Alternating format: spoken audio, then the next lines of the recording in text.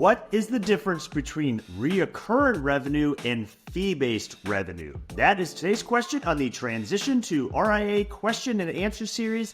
It is episode number 108.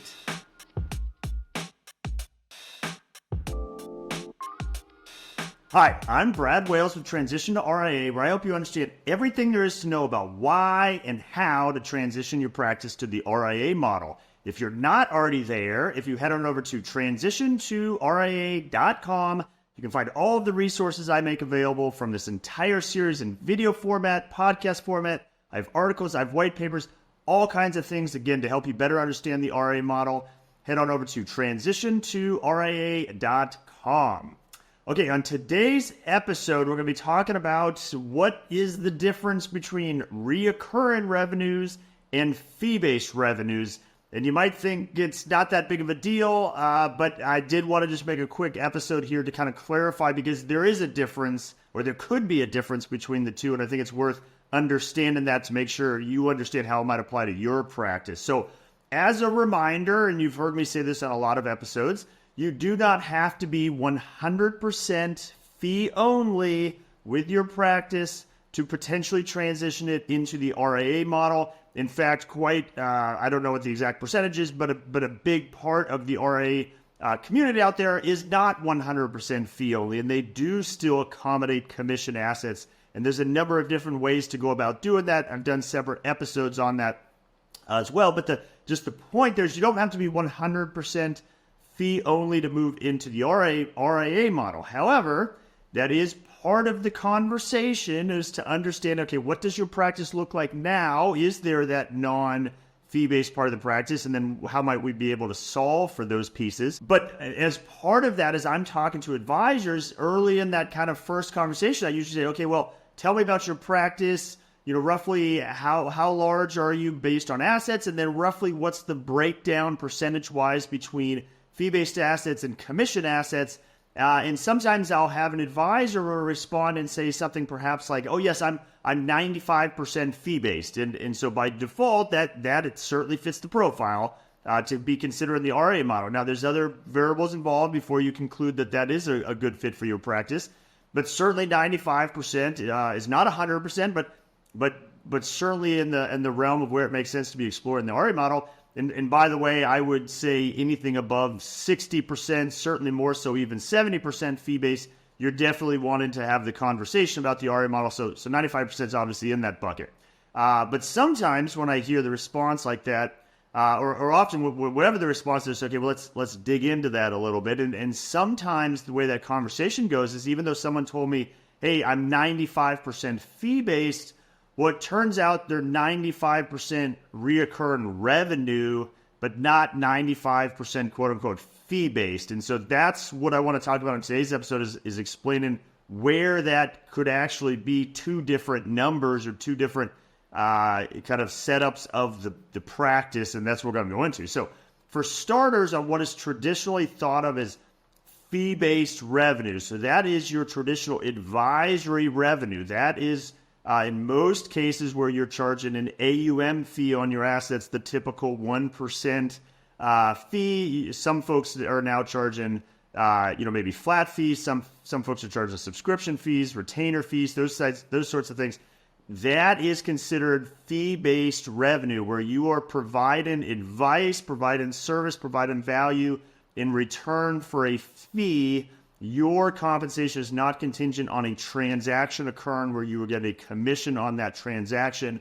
That traditional advisory fees is often what's thought of as fee-based revenue, and that, of course, requires that you are under an RIA to be able to provide those services to the investing public. So whether that's your own RIA or another RIA that you're underneath, those are the traditional quote-unquote fee-based revenues that fall under that. And those, by kind of accepted definition, those are, of course, in most cases, reoccurring revenue. So that 1% AUM fee is reoccurring. Every year that 1% applies. Obviously, the account value goes up and down. So what that 1% equates to fluctuates alongside that. But it is a reoccurring revenue. So you could use for advisory fees that 1% AUM fee.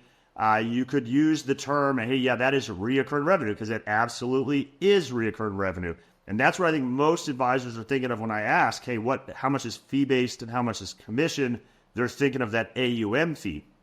So that's kind of a quick on the advisory fee-based revenues. But where the reoccurring revenue framing or terminology can come in, but it turns out that's actually commission assets, is I'll give you two examples. The two kind of main examples are things that, in technically it is reoccurring revenue to you as the advisor, but it's not considered advisory revenue. So the two biggest examples of that are variable annuity trails and mutual fund trails. So on a variable annuity, and that it happens quite often, I'll talk to advisors that perhaps they don't desire to do new variable annuities going forward. And by the way, I've done episodes on this. If you do want to do that, there's ways you can accommodate that with perhaps as they say, a RIA-friendly broker-dealer, or there's now fee-based versions of variable annuities. So I'm not suggesting that you can't utilize variable annuities in that RIA chassis. You absolutely can. But oftentimes I'll be talking to advisors and they say, hey, I have done variable annuities in the past on a commission basis, or I've had clients that I've brought into the practice and they already had variable annuities, and those variable annuities are sitting there. And while there was an upfront commission paid perhaps years prior, they are sitting there and paying some ongoing reoccurring trail going forward. That is not an advisory fee revenue, if you will. That requires a broker-dealer to be able to receive that ongoing trail. That is technically a commission just delivered to you on that reoccurring basis. So the other example, like I said, regarding that is mutual funds. So this is where you have, typically it might be an A share, or it certainly could be a C share, whereas maybe with an A share there might not have been a load paid up front. C share there could have been. Either way, there's often still 12B1 fees, but with A shares and C shares, there certainly is generally that is paid on an ongoing basis, perhaps 25 basis points to an A share, maybe more with the C share, and that is reoccurring revenue. As the advisor, you are receiving that month after month, quarter, year after year, and it continues to come in. Technically, though, those 12B1 fees, that's not advisory fees, that's not fee-based fees. That is a commission that is being paid to you just in the form of those 12B1s, and it just so happens to be reoccurring, but that requires a broker-dealer because technically it's a commission. So when you think of, oh, this is reoccurring revenue, that doesn't necessarily mean it's fee-based revenue, again, because receiving mutual or variable annuity trails on an ongoing basis and receiving mutual fund trails, the 12B1 trails on an ongoing basis, that requires that you be a registered rep of a broker-dealer, because that is a commission that is coming to you. It's just not a one-time commission up front. It just continues to come in on that recurring basis. But make no mistake, in the generally accepted language of what fee-based is, you would not put that in the fee-based bucket, because the fee-based bucket is generally thought of as what requires an RIA, or that you are under an RIA. And with that, and I talk about this in episodes, I'll just give some couple quick examples, but if you are in that boat and you do have the variable annuity trails, you do have the mutual fund trails, there are ways to accommodate that again in the RIA space. So just because you have that doesn't mean that you can't and shouldn't possibly still explore the RIA model. You could potentially keep all of that exactly as is and maybe use an RIA-friendly broker-dealer, because again, that requires a broker-dealer, and just keep all of those assets as is. Other times it's worth looking at, hey, and the term I use is, hey, can we solve for these assets in some way? Can we whittle that down or move that into more of a fee-based environment? So an example just with the mutual funds is, whether it's A shares or C shares, is, hey, and maybe there's reasons you haven't done this previously. Maybe if it's the account size and your current firm won't let you have a fee-based account of this size, is, hey, is there any reason we can't move those A shares or C shares into a fee-based account, an advisory account you're going to charge an AUM fee on? You're going to exchange, usually on a tax-free basis, into an institutional share class. So that's going to take away essentially the 12B1, but it's also going to lower the expense ratio for the client.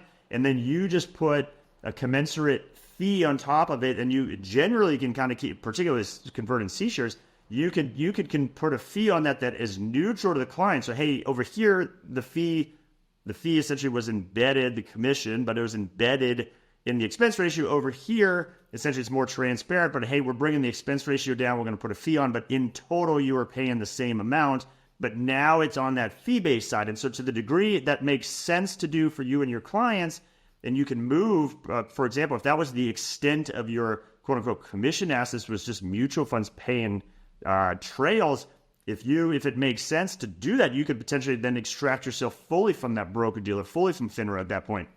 Same kind of thing with variable annuities. There are solutions to potentially convert those legacy commission variable annuities into fee-based versions. Now, it does, of course, have to make sense for the client. Some folks first went into a variable annuity and maybe because of where interest rates were or where the perks of the riders of the variable annuity, that whatever is available today would not be on par, would not be an improvement. And so you might need to leave them in there. And then there's other ways you have to explore, maybe trying to solve for it. But in many instances, this because of the circumstances of the environment, the market, the interest rates, potentially you can convert those into fee-based versions of variable annuities. And once you do that, again, now you've extracted that part out of the broker-dealer side of your business as well. So just the main takeaway, and I know this is a fairly short episode, but the main takeaway is as you consider your practice and you consider, wow, am I possibly a candidate for the RIA model? How much of my practice is fee-only or fee-based, reoccurring revenue, however we want to frame it? Kind of the main takeaway is, again, one, keep in mind, you do not need to be 100% fee-based, advisory fee-based, to move into the RIA model or to consider moving into the RIA model. That's number one. And then number two, just make sure you're understanding when you say, okay, well, what does my practice look like is a big chunk of what you might essentially mistakenly be referring to as fee-based assets, or those really just reoccurring commission assets. And so that's not that can't be solved for. It's not that you can't find a solution for that, but that is different. And so if you go, and again, to the example I gave at the very top, you say, oh, I'm 95% fee-based, and turns out, no, you might be 60% fee-based and 40% commission, and it just so happens to be 35 of that 40 is reoccurring revenue, but it's really is commission assets, commission revenue. So I just want to make this episode real quick to make sure you understand and make sure you think about your practice that way. And as you consider ways to solve for it or what options down the RIA path, you have to have a kind of a clear picture of what your current practice looks like. So like I said at the top, my name is Brad Wales with Transition to RIA. This is the kind of conversation I have with advisors all day long, is to say, what does your practice look like? Does it make sense for you to be considering the RIA model? What would your practice look like in the RIA model? Let's dive into those numbers. Let's dive into how much of your assets are fee-based and commission-based. And by the way, how can we solve for that, or how would that be accommodated? Very typical conversation I have. Happy to have that conversation with you as well. But as a starting point, head on over to transitiontoria.com. Like I said at the top, this entire series is available in video format, podcast format. I have articles, I have white papers, all kinds of things to help you better understand the model. But at the top of every page is a contact link. You can click on that and instantly and easily schedule time to have a one-on-one conversation with me, whether you want to talk about today's topic or anything else RIA related. I'm happy to have that conversation with you. Again, transitiontoria.com. And with that, I hope you found value in today's episode, and I'll see you on the next one.